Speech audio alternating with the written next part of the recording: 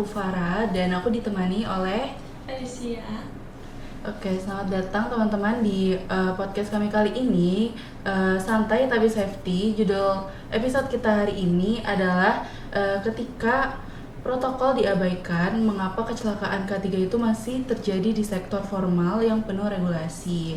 Nah, karena judulnya berat banget ya, hari ini kita gak cuma berdua aja, Far, tapi kita di sini ditemenin sama Bu Arum yang bakalan nemenin kita dari awal sampai akhir. Oke, sebelumnya selamat datang Ibu Arum. Selamat Apa datang. kabar Ibu hari ini? Alhamdulillah baik. Terima kasih banyak Ibu sudah menyempatkan untuk hadir di podcast kami kali ini. Oke, sebelum kita masuk ke podcastnya, kita kenalan dulu nih ya sama Bu Arum. Jadi Bu Arum ini merupakan salah satu dosen di peminatan K3 teman-teman yang punya pengalaman di sektor formal yang spesifiknya itu di bidang oil dan gas serta pertambangan. Nah Bu, sebenarnya tuh kita penasaran banget sih Bu, boleh gak sih Bu mungkin diceritain sedikit dari latar belakang Ibu ataupun pengalaman Ibu di bidang apa dan gimana rasanya saat terjun langsung di dunia K3? Oke, jadi saya itu sebelum di UPN, saya memang dulunya di migas, tapi bukan di tambang ya. Jadi di migas sekitar 4 tahun di migas. Nah itu karena kan saya sebelumnya sudah pernah juga, sebelum di migas saya pernah di manufaktur, pernah di workshop. Nah itu memang agak lumayan berbeda terkait implementasi dari K3 gitu ya. Karena kalau di migas itu dia prosesnya lebih kompleks dan memang harus semua elemen untuk implementasi K3, terutama SMK 3, terutama ada CSMS juga gitu, itu memang harus dipenuhi oleh semua pihak yang bekerja di sektor oil and gas kayak gitu. Lalu karena di migas itu dia padat karya ya, banyak sekali pekerja yang memang bekerja di situ dan itu dari segala macam pekerjaan gitu ya, dan itu memang harus tetap melaksanakan implementasi K3 based on CSMS, based on HSE plan, dan based on SMK 3 gitu. Ibu boleh tahu nggak sih Bu, selama Ibu bekerja di lapangan itu, menurut Ibu apa sih tantangan yang paling besar itu dalam menjaga kepatuhan terhadap protokol K3 yang ada? Apakah dari sistemnya, orangnya, atau tekanan dari target kerjanya itu sendiri?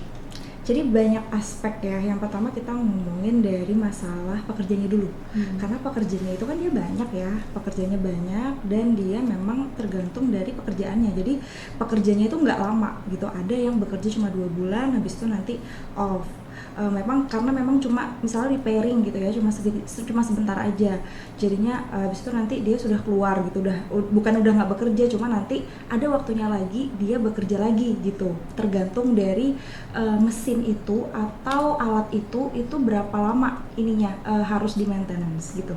Jadinya tantangan yang terbesar itu karena pekerjanya itu beda-beda orangnya. Nah itu jadinya kita harus berulang kali awareness, berulang kali training kayak gitu kan. Dan juga kalau menghadapi pekerja yang merasa dirinya itu tahu segalanya, jadi kayak ngerasa gampang lah, udah tahu lah K3 paling kayak gitu aja. Nah itu tuh yang nyepelein kayak gitu tuh biasanya tuh yang sering tuh, yang dia belum sampai nirmis memang. Karena kalau di migas dan pertambangan itu nirmis itu udah dianggap sesuatu hal yang sebesar ada insiden gitu. Jadi nggak boleh sampai ada nirmis, itu nggak boleh. Jadi sesimpel unsafe, sebenarnya nggak bisa ngomong simple ya, unsafe act sama unsafe condition udah kejadian, itu juga nggak boleh gitu. Jadi yang biasanya yang nyepelein ini nih gitu, yang malah sering gitu, malah yang hampir jadi sampai unsafe act atau nggak sampai unsafe condition kayak gitu.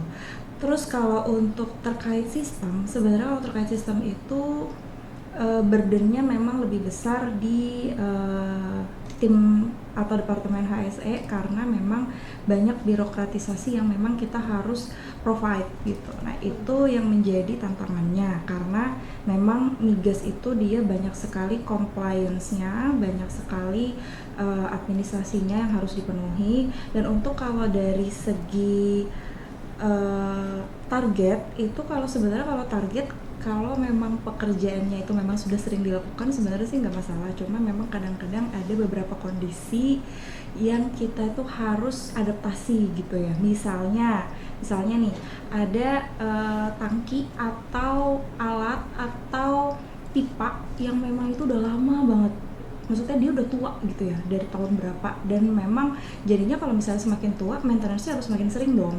Nah ketika maintenance-nya itu sering, itu jadinya tuh kita jadi agak lebih hati-hati. Nah itu tuh ada special condition yang seperti itu yang memang harus di-provide oleh setiap pekerja kayak gitu, seperti itu sih. Cuma memang tantangan terbesarnya memang ke orang gitu. Karena agak lebih susah ya kalau kita tuh mengelola orang dibandingkan mengelola alat gitu. Ternyata menarik banget ya guys, soalnya sejauh ini kita cuma tahu cerita dan teorinya aja kita ya. baru Kalau di lapangan bisa jauh banget berbeda. Betul banget. Jadi kalau gitu siapin cemilan kalian karena kita bakal kupas tuntas kecelakaan pekerja di sektor beresiko tinggi, yaitu minyak, gas, dan juga pertambangan. Oke, selanjutnya kita masuk ke studi kasus nih Bu. Nah Bu Arum, kalau bicara soal sektor dengan resiko tinggi, kita tuh juga ingin ngebahas satu kasus nyata yang sempat ramai di sektor pertambangan, yaitu adanya insiden di kawasan industri Morowali atau IMIP. Kejadiannya itu Maret 2025 lalu, di mana area penyimpanan tailing atau limbah sisa produksi nikel itu tiba-tiba dia longsor saat malam hari. Nah, 4 pekerjanya itu tertimbun, 1-nya berhasil diselamatkan, tapi 2-nya itu meninggal dunia Ibu, dan 1 lainnya sampai sekarang itu belum ditemukan. Nah iya Bu, terus lokasi longsornya ini ternyata juga tempat penimbunan tailing hasil proses HPAL yang mengandung kadar air cukup tinggi. Nah waktu itu di tempat itu juga hujan deras terus menerus dan bikin kalau misalnya struktur tanahnya itu jadi nggak labil banget Bu. Nah dari laporan NGO, pekerja di lokasi juga katanya belum sempat dievakuasi karena nggak ada sistem peringatan dini dari area tersebut. Itu kejadiannya malam bukan sih? Malam. Iya, malam hari malam. tiba-tiba longsor gitu. Nah, kalau dilihat dari kasus ini, menurut Ibu sendiri titik kritisnya itu ada di manajemen resikonya kah, kepatuhan SOP-nya, atau mungkin komunikasi antar pekerja di lapangannya Bu? Jadi kalau lihat dari kasusnya itu banyak banget kalau kemarin kan kita memang udah belajar ya terkait cycle yang ada di SMK 3 gitu kan. Jadi itu tuh memang harus continue gitu ya, dari satu cycle ke cycle yang lain. Nah kalau melihat dari kasusnya itu tuh banyak cycle tuh yang bolong-bolong tuh. Kalau misalnya kalian masih ingat Swiss theory ya kan, Swiss theory itu kan dia berlayer-layer seperti keju kan. Ketika lubangnya itu sejajar, jadinya akhirnya jadilah kecelakaan ini. Jadi ini sini banyak lubang yang tidak langsung dikorek ditutup, di close gitu ya. Jadi akhirnya sampai ke terjadinya accident gitu ya. Nah kalau lihat dari beritanya itu kelihatan kalau integrasinya antara manajemen risiko dan implementasi di lapangannya itu kurang gitu kan, atau memang udah bolongnya tuh lubangnya tuh udah besar banget gitu, sudah sangat besar gitu ya. Jadi mungkin memang udah ada sistemnya, karena memang kalau di pertambangan itu kan ya dia agak mirip ya, maksudnya 11-12 lah sama migas, ketat gitu ya dibandingkan dengan manufaktur dan proses bisnis yang lain gitu. Cuma karena udah tahu nih harusnya itu lebih ketat ya, harusnya semua tuh harus dijalankan dan inspeksi serta pengawasannya itu harus dilakukan berkali-kali. Apalagi ini dia kerjanya resiko, pekerjaannya dilakukan saat malam hari ya kan, kerjanya di saat malam hari. Walaupun memang nggak salah, karena memang ke pekerjaan-pekerjaan yang seperti ini tuh di manufaktur pun memang harus kerja emang 24 jam. Alat itu memang harus dioperasikan tuh 24 jam. Karena kalau kayak gitu rugi dong secara bisnis gitu kan. Karena ketika itu kan bagian dari bisnis ya kayak gitu. Jadi sebenarnya wajar asalkan kita tahu manage-nya tuh tepat gitu, sebenarnya bisa. Nah, ini tuh banyak ada beberapa hal yang mungkin masih belum ada datanya ya terkait shift kerjanya pekerjaannya seperti apa. Cuma karena kita ngelihat dari sisi beritanya, mungkin beritanya lebih ke unsafe conditionnya banyak banget gitu, lubangnya tuh ada di unsafe conditionnya gitu ya. Jadi udah tahu lagi hujan, potensi longsor, harusnya tidak dilakukan pekerjaan yang beresiko apalagi di malam hari kayak gitu. Lalu mungkin juga nggak ada juga kontrol efektif seperti misalnya adanya safety sign, terus ada alarm detection gitu ya, sama zona larangan kerja gitu. atau inspeksi juga terkait cuaca berkala. Cuma kalau misalnya memang udah tahu patternnya, memang lagi musim hujan gitu ya, itu memang harusnya pekerjaan-pekerjaan yang beresiko kayak gini, apalagi kalau ditambang memang dia rawan longsor gitu kan, karena memang pondasinya kan nggak kuat gitu. Jadinya harusnya dikerjain pekerjaannya itu jangan malam. Kalaupun malam, kontrolnya harus lebih ketat dari JSA-nya, dari hiradisinya gitu, harus lebih ketat seperti itu. Juga Bu, sekarang nanya sebenarnya penasaran aja gak sih Bu, sebenarnya bisa gak sih Bu kecelakaan kayak gini tuh dicegah sepenuhnya kalau misalnya semua prosedur K3-nya ini udah dijalankan dengan disiplin? Loh, malah justru itu goalsnya. Jadi kita tuh nggak boleh sampai ada unsafe condition aja, nggak boleh gitu. Jadi unsafe condition tuh kita sudah harus bisa sebagai orang HSE ya, harus sudah bisa memproyeksikan itu gitu, harus sudah bisa mikirin, oh nanti kira-kira kalau misalnya tempat kerjanya seperti ini bakal unsafe conditionnya seperti ini, unsafe act-nya seperti ini, kayak gitu. Harus sudah bisa dianalisis dari hiradisi dan dari JSA-nya kayak gitu. Jadi memang harus nggak boleh ada gitu. Jadi makanya kenapa risiko menjadi seorang tim HSE, jadi orang HSE itu berat, dan itu memang sepadan ya sama salary, sama fee yang didapatkan, karena memang kita tuh melindungi pekerja, tapi bukan berarti semua itu dibebankan ke kita gitu. Makanya kita bikin namanya program-program, makanya kita yang namanya kita harus kayak nge-awareness ke orang-orang itu juga, ke semua pekerja, semua pihak yang ada hubungannya dengan pekerjaan itu kita harus rangkul semua, kita harus kasih dijejelin materi K3 terus biar awareness-nya tuh naik kayak gitu. Karena memang harus SOP tuh dijalankan tuh udah semuanya.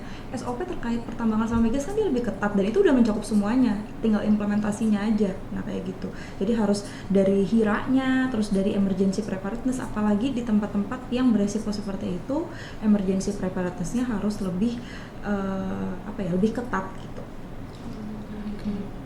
Nah, kalau dari kacamata K3 ini, langkah-langkah seperti apa sih Bu yang ideal diterapkan? Misalnya inspeksi teknis, pelatihan pekerja, monitoring cuaca dan seismik, emergency response yang cepat.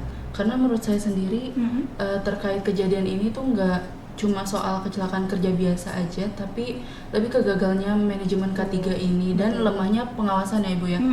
Harusnya kan sebelum pekerja itu masuk ke area seberbahaya itu udah ada penilaian resikonya, sistem peringatan dininya, pelatihan evakuasi dan kontrol kerja yang jelas. Betul.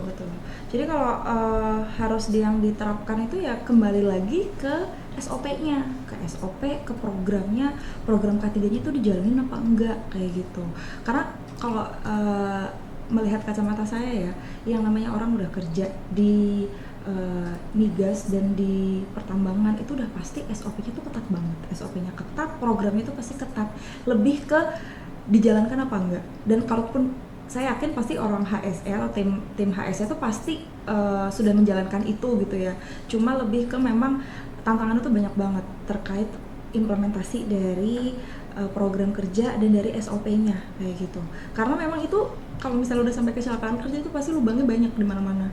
Jadi kita nggak bisa kayak cuma nyalahin karena emergency preparedness-nya kurang nih, enggak. Lebih semuanya itu kena. Jadi dari inspeksi juga, dari pelatihannya juga, komunikasinya gimana gitu kan. Terus sistem pemantauan cuacanya kayak gimana. Masa gini, kita pasti jadi pekerja nih, udah tahu cuacanya kayak gitu, lagi di tempat rawan.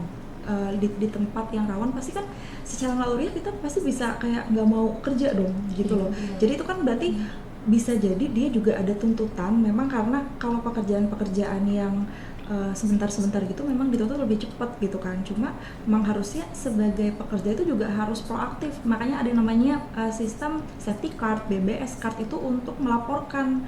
Kenapa kok wajar, memang target itu di mana-mana kita pasti punya target gitu ya. Cuma kita juga tetap harus melihat kondisinya, melihat juga dari SOP-nya apakah dijalankan apa enggak kayak gitu. Karena ini banyak banget yang lubangnya, jadi nggak hanya itu aja gitu. Jadi ada strukturnya, kita harus ngecek strukturnya, terus ada simulasi tanggap daruratnya dijalankan apa enggak, sistem pelaporannya dijalankan apa enggak, apakah terus-terusan ada training, apakah briefingnya gimana, TBM-nya gimana kayak gitu. Jadi banyak banget karena dia lubangnya banyak. Kalau udah sampai insiden, apalagi sudah sampai fatality, itu udah pasti lubangnya gede banget. Lihat dari Swiss cheese teori itu ya, pasti banyak banget lubangnya. tantangan dan juga faktor kecelakaannya gitu ya Bu. Menurut Ibu nih faktor yang paling sering bikin kebijakan K3 diabaikan itu faktor kecelakaannya kayak gimana aja sih Bu? Apakah dari pekerjaannya ataupun sistemnya ataupun malah dari tekanan produksinya? Kalau tekanan, kita bicara tekanan ya, semua pekerjaan itu pasti ada targetnya, pasti ada tekanannya gitu kan. Cuma biasanya itu yang jadi tambah berat gitu, itu lebih ke kondisinya kayak gitu kan, kondisi lapangannya, komunikasinya antara pekerja juga sama awareness-nya gitu. Jadi karena masih banyak yang nganggep, jadi misalnya kebijakan dibuat, padahal kita itu sebagai orang HSE membuat kebijakan itu tetap harus nggak cuma kita kan posisi di tengah nih kalau dari struktur organisasi ya, nggak cuma kita nanya sama pimpinan atau sama direktur gitu ya, tapi kita juga harus kebijakan itu harus dibikin berdasarkan kayak voting atau harus ada peran pekerja di situ gitu. Jadi kebijakan itu nggak cuma dibikin dari atasan atau sama HSE-nya aja, tapi juga harus ada aspirasi dari pekerjanya gitu. Makanya politik banget gitu kan, di K3 itu politik, ada politiknya gitu kan. Jadi masih banyak itu yang nganggep K3 itu ya cuma ya kewajiban HSE aja kan, kamu sudah dibayar mahal misalnya kayak gitu, tapi tetap nggak bisa. Kalau misalnya semua tuh dibebankan ke K3 gitu ya, itu alhasil jadi nggak maksimal. Program sebagus apapun itu juga nggak maksimal kalau nggak didukung dari atas dan dari bawahnya kayak gitu. Karena ketika budaya perusahaannya itu dia lebih ke produktivitas, yang penting targetnya, padahal kan sebenarnya K3 itu kan dia bagian dari produksi, bagian dari barang dan jasa itu sendiri gitu. Di barang dan jasa itu di secure-nya itu dari K3-nya gitu. Karena produktivitas yang baik itu malah justru lahir dari keselamatan atau dari safety-nya gitu kan. Kalau ketika safety-nya itu dijalankan, pasti produktivitas pasti akan meningkat kayak gitu. Kita kan juga sering banget ya Bu nemuin kasus di mana penerapannya itu tuh cuma sebatas formalitas aja, kayak ada banner K3, slogan safety first, terus pelatihan rutin dan ada dokumen sistem yang tebal banget, tapi di lapangan itu perilakunya itu masih jauh banget dari kata aman. Nah menurut Ibu itu sebenarnya gimana sih Bu cara kita untuk membangun safety culture yang benar-benar hidup, bukan sebatas formalitas aja? Jadi kalau safety culture itu, kita ngebahas safety culture itu memang agak susah.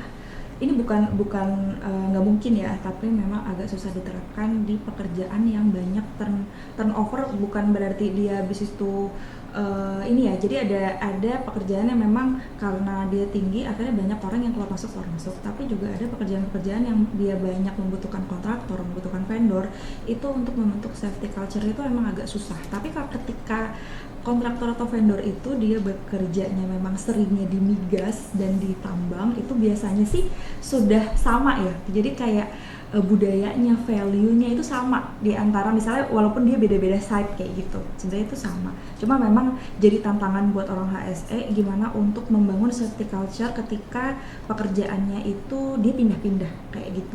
Karena yang di sektor formal aja itu berat gitu untuk membuat gimana caranya safety culture-nya itu jalan gitu. Karena safety culture itu dia prosesnya lama gitu. Lama akhirnya sampai menjadi budaya. Budaya itu kan kayak kita biasa seperti ini, terus kalau nggak ada itu ada sesuatu yang hilang kan. Untuk membuat seperti itu tuh membutuhkan banyak pihak gitu, nggak cuma dari K3 aja. Jadi memang yang pertama itu kalau dari safety culture tuh balik lagi ke role modelnya, dari direkturnya kayak gitu, dari pimpinannya tuh dia menganggap K3 itu compliance aja apa ataukah memang kebutuhannya dan menjadi budayanya. Jadi kembali lagi ke leadership gitu ya, safety leadership. Jadi dia harus nunjukin gitu ya, pimpinan itu harus menunjukkan kalau keselamatan itu memang ya prioritas, nggak cuma sebagai syarat compliant aja kayak gitu. Dari hal-hal kecil seperti penggunaan APD, terus hadir di setiap acara yang ada kaitannya sama K3, misalnya di safety meeting dan P2 K3 kayak gitu. Jadi juga harus kayak ngingetin terus kalau ada apa-apa harus dibikin laporan lewat safety card atau BBS card, seperti itu. Biasanya gitu sih. Yang paling penting emang di leadership-nya. Gitu ya Bu. Jadi menurut Ibu tuh kayak supervisor, manager, HSE officer ini penting banget ya dengan buat memberi contoh nyata. Dan saya juga pernah baca nih Bu, kalau salah satu dari tugas HSE itu ngasih pelatihan K3 kayak misalnya briefing ataupun toolbox meeting. Betul. Tapi menurut Ibu cara ini masih efektif nggak sih Bu? Atau perlu cara baru untuk lebih interaktif gitu Bu? Kalau pelatihan, kita kan juga udah belajar ya terkait pelatihan yang untuk implementasi SMK 3. Pelatihan itu nggak cuma ke pekerja aja, ke manajer juga, ke pegawai baru juga, atau ke tamu itu juga kita harus kita providing training gitu ya.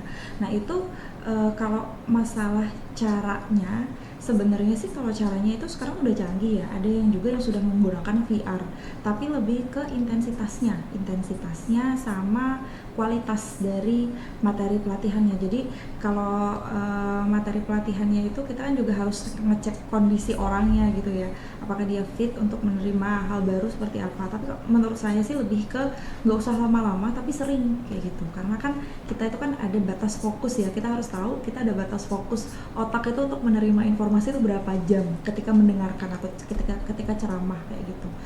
Banyak hal lah kalau misalnya di training itu kan mirip-mirip kayak kita pembelajaran kuliah kayak gitu ya, karena kita harus ngecek seperti apa ya, audiensnya itu dia lebih condongnya kemana untuk bisa menerima informasi kayak gitu, seperti itu.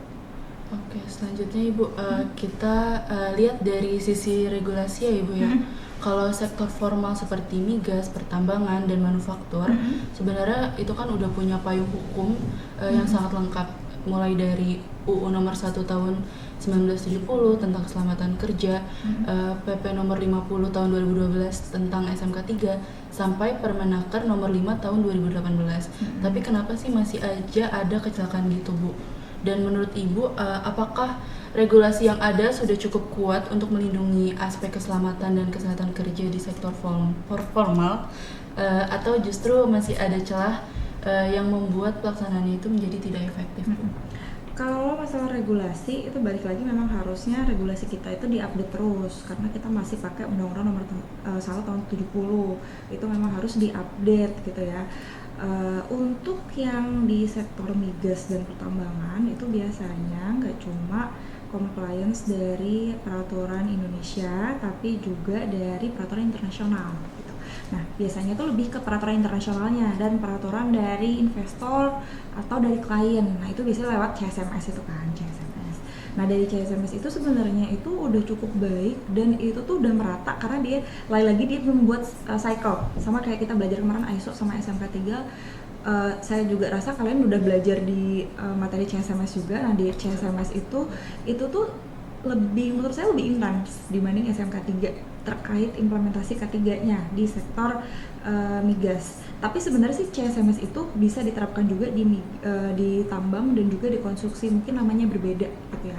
Ada namanya SMKP sama SMKK gitu ya, sistem manajemen K3 konstruksi sama di pertambangan. Itu menurut saya juga ketat gitu ya, karena memang itu masuk ke risiko tinggi juga gitu.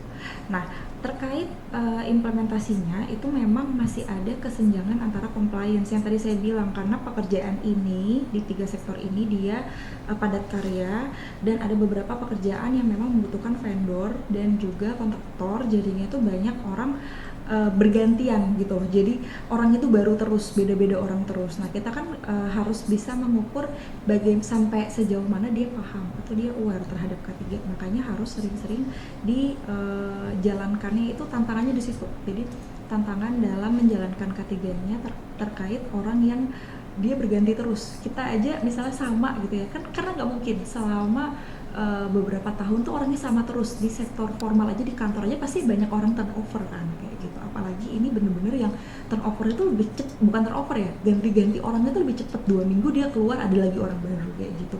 Jadi pasti K3-nya itu harus lebih ketat dijalankan. Jadi pasti kalau misalnya masih ada kecelakaan ya karena memang tantangannya orangnya bergantian, beda-beda terus gitu ya, setiap ada frekuensinya, sama masih memang ada kesenjangan antara kepatuhan dan juga implementasi di lapangan kayak gitu. Jadi memang harus sistemnya itu lebih lebih dijalankan berulang-ulang dan memang harus lebih ketat dijalankan kayak gitu.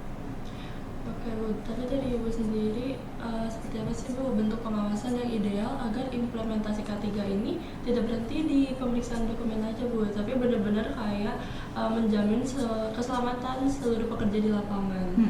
Jadi pengawasan yang ideal itu memang harus sering-sering inspeksi gitu ya, nggak cuma kayak melihat dari administrasi checklist aja gitu. Jadi checklist itu tuh nggak sesimpel itu. Checklist itu hanya sebatas guidance, tetap harus dilakukan dan harus diimplementasikan, dan itu memang harus muter. Jadi kalau orang K3 itu dia harus muter, harus jalan-jalan gitu, harus ngecek, dan biasanya itu yang harus yang harus diajak gitu, yang tadi hubungannya sama safety leadership. Kita harus ngajak supervisornya, kita harus ajak mandornya, kita harus ajak manajernya, bahkan direkturnya kita harus ajak untuk inspeksi gitu. Karena pasti nanti mereka ada perasaan lebih takut gitu kan, lebih kayak oh ada yang mau datang harus kayak gini, walaupun harusnya nggak boleh kayak gitu. Jadi mau orang yang nggak ada pun harus kayak gitu loh, harus dijalankan semua ketiganya gitu. Jadi harus mengevaluasi perilaku, terus harus mengevaluasi sistem kerja, dan juga terkait emergency preparedness-nya, dan juga satu lagi terkait penanggulangan P3K-nya seperti apa gitu. Dan memang harus pemerintah juga harusnya hadir ya. Jadi nggak cuma kayak datang harus ikut mengawasi juga gitu ya, dengan biasanya sih menggunakan pihak independen ataupun pihak yang memang jadi penunjukan dari Disnaker atau Kemnaker gitu. Jadi memang harus ada sinergi di situ dari beberapa stakeholder, dan juga harus ada pendekatan terkait BBS atau behavior based safety yang tadi terkait unsafe act sama unsafe condition. Tapi pelaporannya itu nggak cuma di unsafe act sama unsafe condition, tapi ketika misalnya kita melihat rekan kerja kita itu dia menjalankan safety dengan baik, itu juga bisa masuk ke pelaporan. Jadi pelaporan nggak hanya bentuknya negatif aja, tapi juga bisa ke bentuk yang positif. Oh, tadi saya tuh ada yang kelewat, saya pengen menambahkan terkait tadi training gitu ya. Tadi training itu gimana caranya biar lebih efektif, bisa juga selain tadi pakai VR, itu juga bisa lebih gampang. Itu biasanya orang itu mau, kalau dengerin doang kan bosen gitu ya, jadi pasti lebih seneng bikin games gitu. Kalau dulu saya juga pernah bikin training itu yang ada gamifikasinya, jadi kayak kita bikin mini games gitu yang terkait sama materi. Sama juga nanti ada kuisnya, dan biasanya kalau ada namanya safety meeting atau toolbox meeting, nanti ada evaluasi tuh di belakang, pre-post, pre-test, post-test, itu nanti biasanya kita bikin biar mereka tambah denger, itu nanti ada namanya reward. Jadi kita ntar kasih safety reward biasanya seperti itu. Oke, baik Ibu. Nah, ngomongin soal penerapan regulasi ya Bu, saya jadi penasaran juga Bu, kadang kan kita itu baru gerak cepat soal keselamatan setelah adanya insiden besar atau tekanan dari publik. Betul. Sebenarnya ada nggak sih Bu perusahaan di sektor migas atau tambang yang menurut Ibu sudah bisa jadi contoh bahwa kepatuhan dan budaya K3 itu bisa jalan tanpa harus nunggu terjadinya kecelakaan besar dulu gitu Bu? Sebenarnya kalau perusahaannya itu dia asing ya, saya kan dulu pernah inspeksi di Chevron, di Medco punya Indonesia, Chevron, di Exxon gitu, itu memang dia ketat dan memang bagus ya. Tapi kalau misalnya kita ambil contoh yang memang perusahaan dalam negeri, menurut saya Medco dan Pertamina, PHE, Pertamina Hulu Energi itu udah bagus, udah oke. Cuma memang tadi kendalanya itu di implementasi karena banyak orang datang pergi, itu aja sih gitu. Kalau dari semua sistem terus sistem migasnya, karena memang udah ngikutin standar internasional juga, itu sudah cukup baik gitu ya.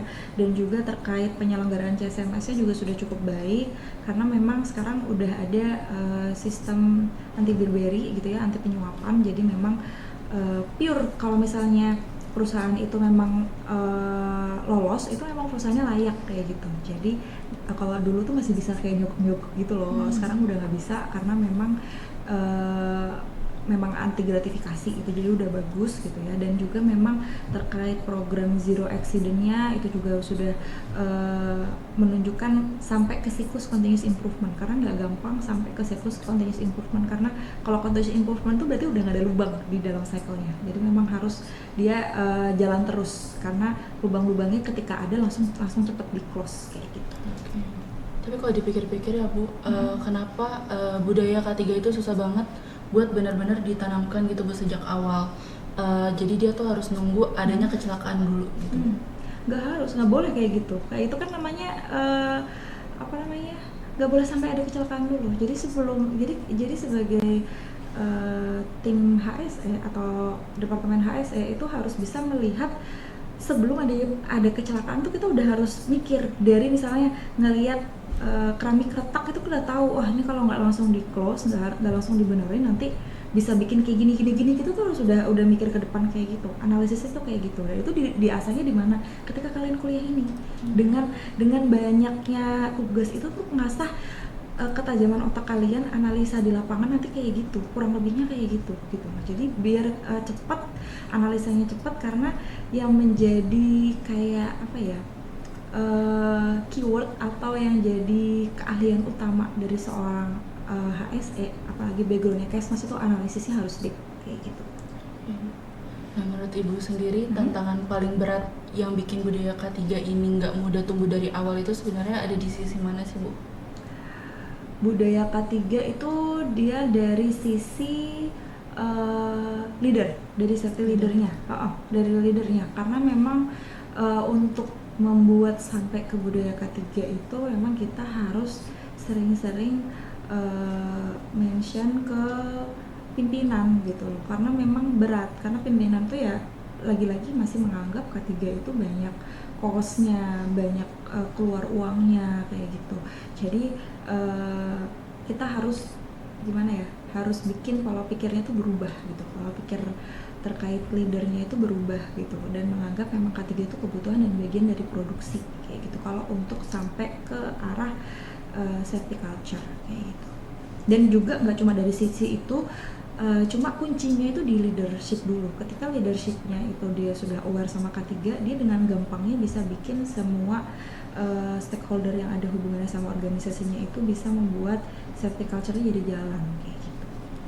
Baik Bu, dari pembahasan ini kelihatan banget ya kalau misalnya kecelakaan kerja itu bukan cuma soal kelalaian individu aja, tapi soal sistem, budaya, dan juga komitmennya. Nah, kita juga tahu kalau K3 itu bukan cuma soal alat pelindung diri atau APD, tapi cara berpikir. Nah, selama protokol itu dijalankan setengah hati, angka kecelakaan itu nggak akan turun. Ya, terakhir banget nih Bu, kita kan sebagai mahasiswa K3 juga ya, dan mungkin beberapa dari kita bakal jadi HSE di masa depan. Kira-kira ada nggak sih Bu harapan ataupun pesan buat calon-calon HSE di masa depan? Jadi HSE itu dia ada moralnya gitu ya. Jadi kalian itu karena nanti dia ada sisi moralnya, jangan lupakan empati gitu ya. Jadi empati itu dipakai, dan karena kita tuh nanti akan kita posisinya itu di tengah-tengah gitu ya. Kita nanti akan menemukan banyak orang dengan latar belakang pendidikan yang berbeda, latar belakang ekonomi yang berbeda. Nanti kita harus bisa menyesuaikan kita harus punya empati lah gitu kepada pekerja-pekerja yang nanti akan kalian temukan gitu ya di lapangan gitu. Dan juga jangan cuma memang itu udah pasti kalian tuh harus paham sistemnya, sistem manajemen K3, apalagi kalau misalnya ingin berkarir di industri yang berisiko tinggi, itu kalian harus tahu gitu ya terkait cycle-nya. Dan saya rasa apa yang kalian dapatkan saat kuliah itu sangat bermanfaat untuk nanti bakal bekerja gitu ya. Jadi jangan cuma sampai di situ aja kalian sudah paham, tapi kalian itu juga harus bisa implementasi itu. Jadi pertama tuh nggak cuma dihafalin tapi dipahamin lalu diimplementasikan gitu. Jadi tugas kita tuh nggak cuma memastikan orang-orang itu comply atau patuh terhadap sistem atau terhadap peraturan yang memang sudah disusun gitu ya, tapi juga bisa kita itu peran kita itu menjaga agar setiap orang itu bisa pulang dengan selamat dan kembali berkumpul dengan keluarga gitu. Jadi safety itu is not only a job tapi value, ada value di situ. Oke, semoga ya Ibu ya harapannya bisa tercapai, dan buat teman-teman calon HSE bisa diingat pesan-pesan dari Ibu Arum tadi. Oke, kalau gitu kita sampai sini dulu. Terima kasih banyak Bu Arum sudah menemani kita hari ini. Sangat insightful sekali sharing session kita kali ini. Sampai jumpa di video selanjutnya Sobat Safety. Bye bye.